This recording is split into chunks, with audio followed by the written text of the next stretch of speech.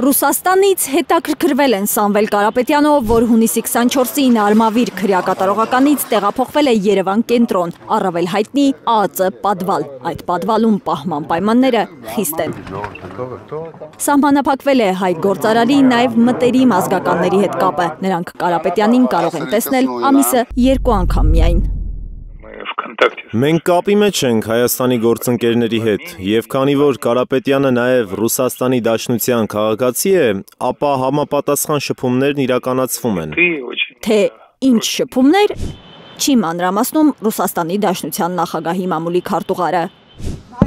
Հայ գործարարին շարունակում է անվանարկել, ծաղրել Հայաստանի վարչապետը,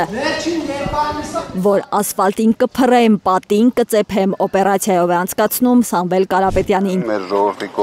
Ինչ է թե գործարարն ասել է, եթե քաղաքական գործիչներին չհաջողվի, ապա մենք մեր ձևով ենք միջամտելու եկեղեցու դեմ արշավին, Փաշինյանի սկսած արշավին։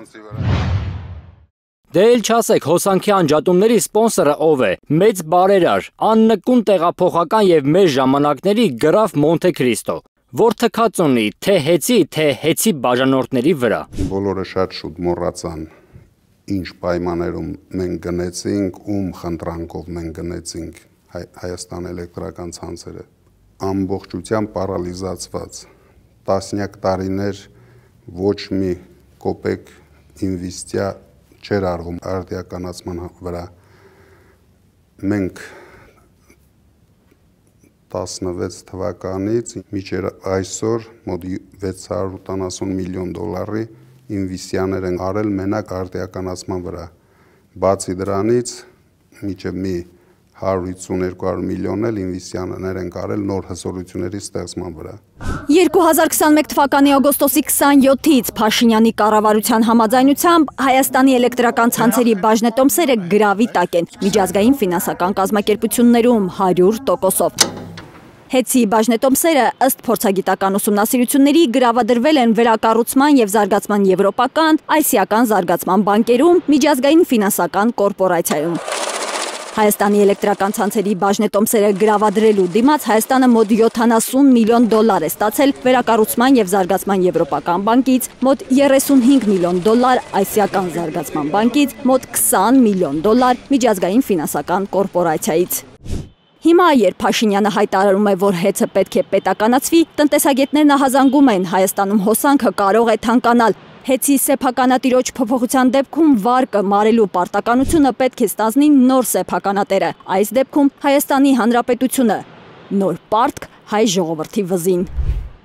Գործընթացը հեծով չի սահմանափակվելու։ Հեղաշրջման պլան հատուկ տեղեկատվական օպերացիան շատ ավելի խորքային նպատակներ է հետապնդում, քան կարող է թվալ առաջին հայացքից։ Պլանում հիշատակվում են Գազպրոմ Արմենիան եւ Հարավկովկասյան երկաթուղին որպես կանխված հեղաշրջման դերակատարներ։ Չեմ բացառում, որ դրանով իսկ փաստացի հող է նախապատրաստվում այդ ընկերությունների պետականացման համար։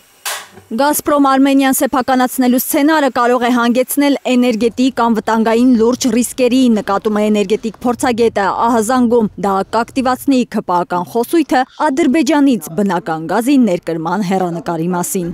Ստեղծված պատկերն ամբողջացնելու համար նշենք նաև, որ օրերս էլ Հանրային ծառայությունները կարգավորող հանձնաժողովի ներկայացուցիչը խոսել է Հայաստանում նոր ատոմակայանի կառուցման հետևանքով սակագների հնարավոր բարձրացման մասին։ Պետք չէ սա անցալել զուտ որպես հերթական հայտարարություն։ Սա Հայաստանում խաղաղ ատոմի վերաբերյալ կառավարության իրական, սպառողական ու հակառազմավարական մոտեցման արտացոլումն է։ Ուզում են ասել, դեռ պետք է հասկանանք, մեզ ատոմակայան պետք է, թե ոչ։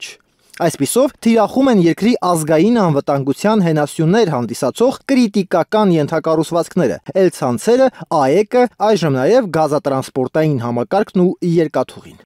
Հայկական ջրի մատակարարի Վիոլա ջուր ընկերությանը սպառնացող վտանգի մասին դեռ խոսք չկա, այն ֆրանսիացիներին է պատկանում։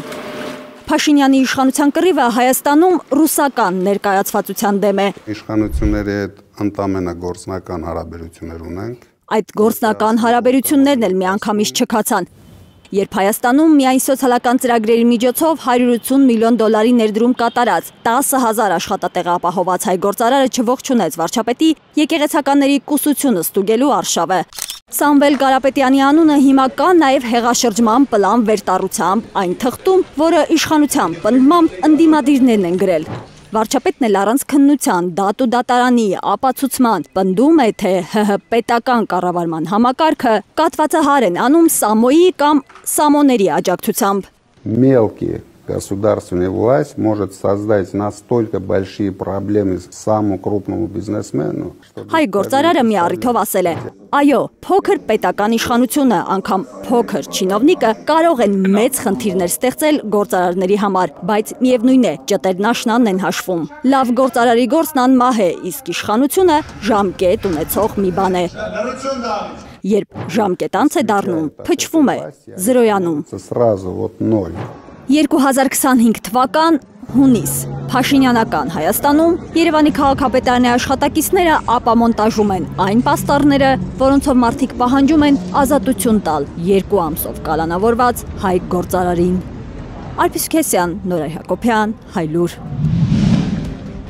Հայաստանում եւ աշխարհում տեղի ունեցող իրադարձությունների մասին առաջինը իմանալու համար բաժանորդագրվեք մեր ալիքին։ Սեղմեք զանգակը, որ բաց չթողնեք ամենահրատապը, ամենակարևորն ու հետաքրքիրը։